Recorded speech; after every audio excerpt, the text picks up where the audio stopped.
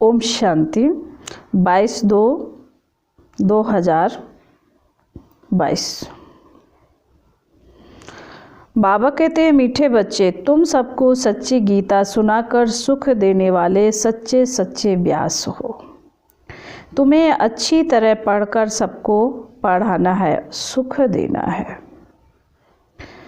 बाबा का प्रश्न है, सबसे ऊंची मंजिल कौन सी है जिस पर पहुंचने का तुम पुरुषार्थ करते हो? बाबा का उत्तर है, अपने को अशरीरी समझना, इससे देह अभिमान पर जीत पाना, यह ऊंची मंजिल है। क्योंकि सबसे बड़ा दुश्मन है देह अभिमान। ऐसा पुरुषार्थ करना है जो अंत में बाप के सिवाय कोई याद ना आए। शरीर छोड़ बाप के पास जाना है, यह शरीर भी याद ना रहे, यही मेहनत करनी है। गीत है, इस पाप की दुनिया से कहीं दूर चले। ओम शांति।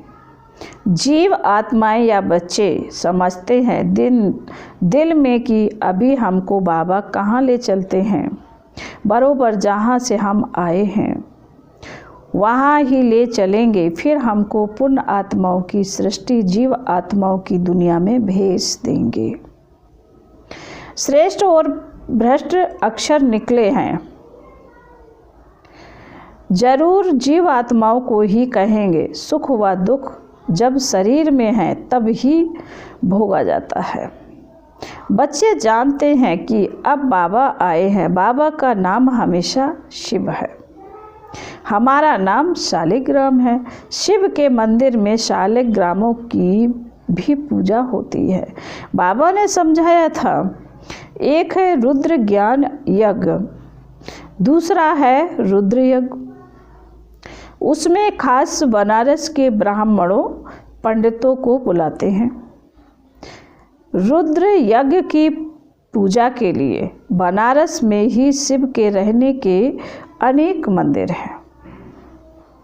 शिव काशी कहते हैं, असल नाम काशी था, फिर अंग्रेजों ने बनारस नाम रखा। बनारसी नाम कभी रखा है? भक्ति मार्ग में आत्मा परमात्मा का ज्ञान तो है नहीं।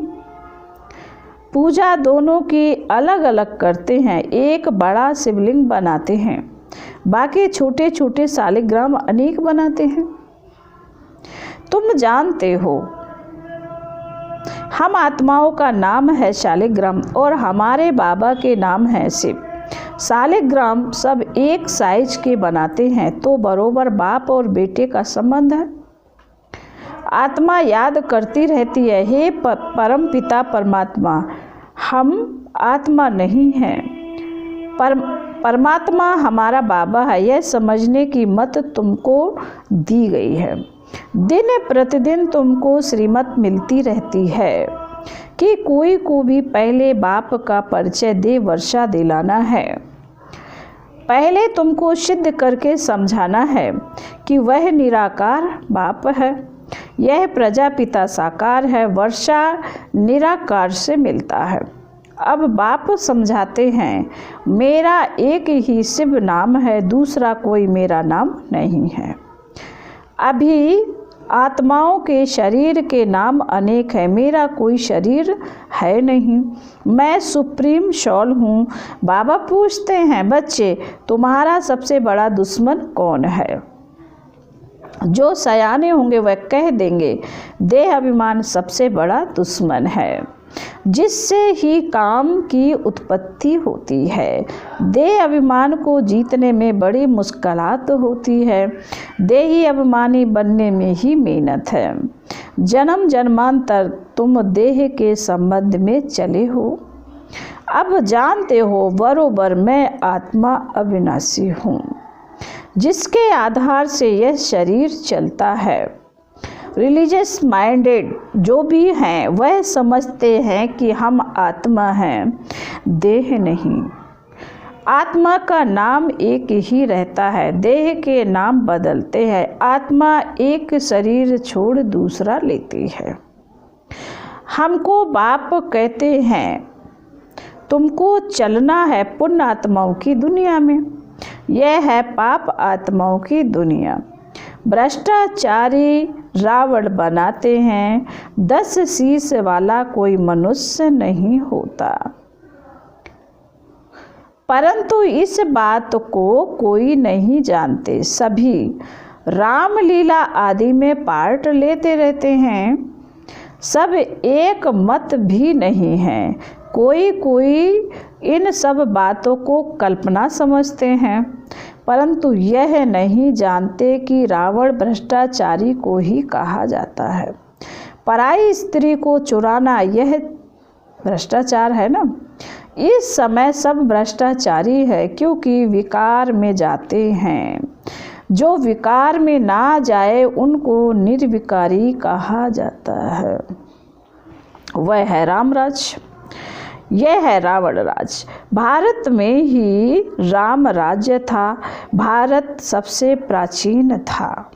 पहले नंबर में सृष्टि पर सूर्यवंशी देवता देवी देवताओं का झंडा बुलंद था। उस समय चंद्रवंशी भी नहीं थे। अभी तुम बच्चों का यह सूर्यवंशी झंडा है। तुमको मंजिल का पता लगा है, फिर भूल जाते हो। स्कूल में बच्चा कभी एम ऑब्जेक्ट को भूल नहीं सकता। स्टूडेंट्स टीचर को व पढ़ाई को कभी भूल नहीं सकते। यहाँ फिर भूल जाते हैं कितनी बड़ी पढ़ाई है। 21 जन्मों के लिए राजभाग पाते हो। ऐसे स्कूल में कितना अच्छा और रोजाना पढ़ना चाहिए। इस कल्प अगर नापास हुए तो कल्प कल्प नापास होते ही रहेंगे, फिर कभी भी पास नहीं होना है। तो कितना पुरुषार्थ करना चाहिए, श्रीमत पर चलना चाहिए। श्रीमत कहती है अच्छी रीति धारणा करो और कराओ। अगर ईश्वरीय डायरेक्शन पर नहीं चलेंगे तो ऊंच पद भी नहीं पाएंगे। अपने दिल से पूछो, हम श्रीमत पर चल रहे हैं? अपने को मियाँ मिट्ठू नहीं समझना। अब अपने से पूछो तो जैसे यह ब्रह्मा सरस्वती श्रीमत पर चलते, हम ऐसे चल रहे हैं, पढ़कर और पढ़ाते हैं, क्योंकि तुम सच्ची सच्ची गीता सुनाने वाले व्यास हो। वह व्यास नहीं जिसने गीता लिखी है। तुम इस समय सुखदेव के बच्चे, सुख देने वाले व्यास हो। सुखदेव से बाबा गीता का भगवान है, तुम उनके बच्चे व्यास हो, कथा सुनने वाले नहीं। यह स्कूल है। स्कूल में बच्चे की पढ़ाई से नंबर का मालूम पड़ जाता है। वह है प्रत्यक्ष, यह है गुप्त। यह फिर बुद्धि से जाना जाता है कि हम किस लायक है, किसको पढ़ाने का सबूत मिला है। बच्चे लिखते हैं, बाबा फलाने ने हमको ऐसा तीर लगाया जो हम आपके बन गए। कोई तो सामने आते भी कह नहीं सकते कि बाबा हम तो आपके बन गए हैं। कई बच्चियां पवित्रता के कारण मार भी खाती रहती हैं। कोई तो बच्चे बन फिर टूट भी पड़ते हैं, क्योंकि अच्छी तरह से पढ़ते नहीं तो बाप कितना अच्छी रीति समझाते हैं कि बच्चे सिर्फ मुझे याद करो और पढ़ो। इस नॉलेज से तुम चक्रवर्ती राजा बनेंगे। घर के बाहर भी लिख दो, 1 सेकंड में जीवन मुक्ति मिल सकती है। जनक मिशल 21 जन्मों के लिए।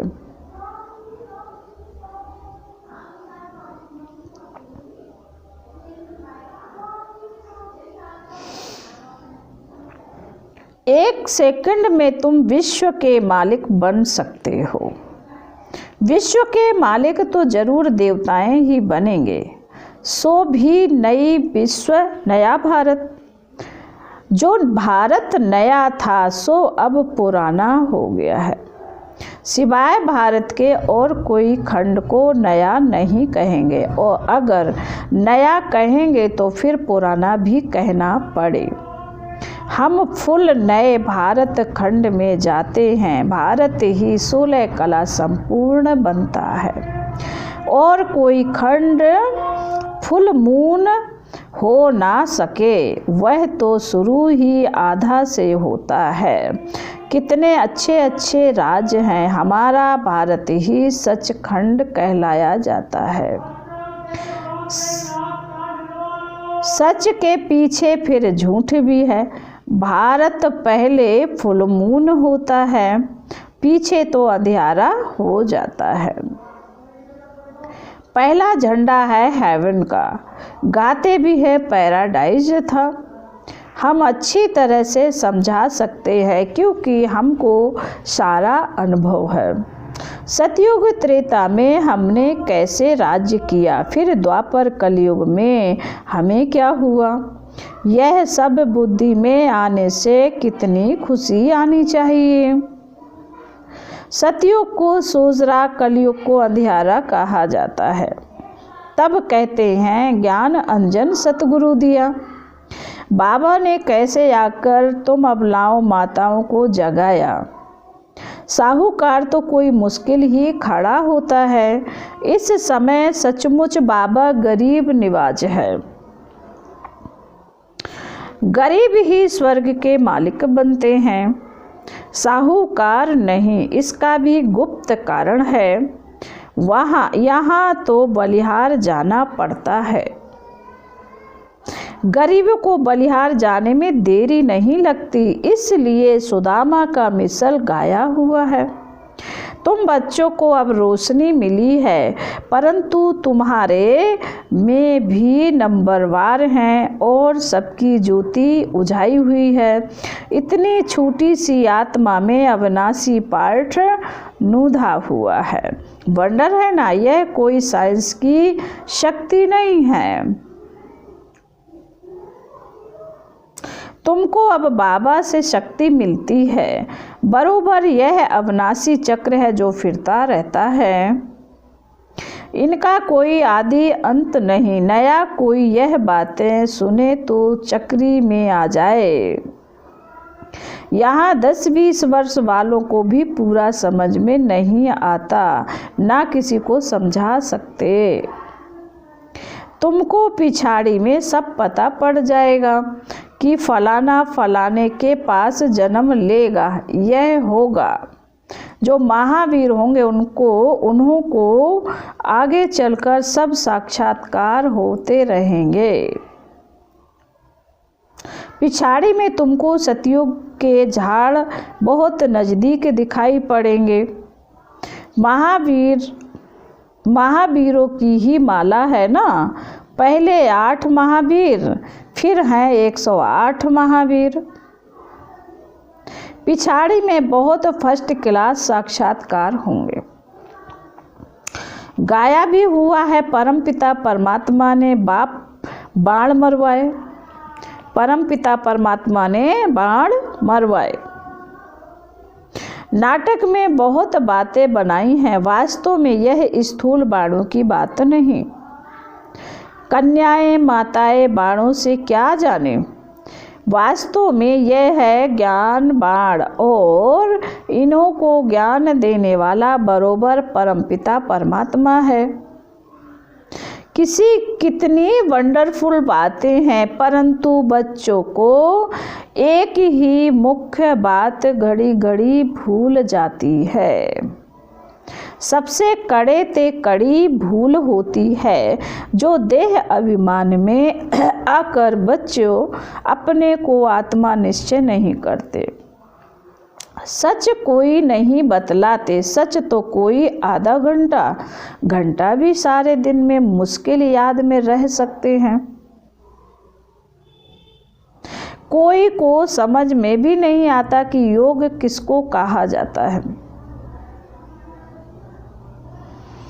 मंजिल भी बहुत ऊंची है। अपने को अशरीरी समझना है, जितना हो सके उतना पुरुषार्थ करना है।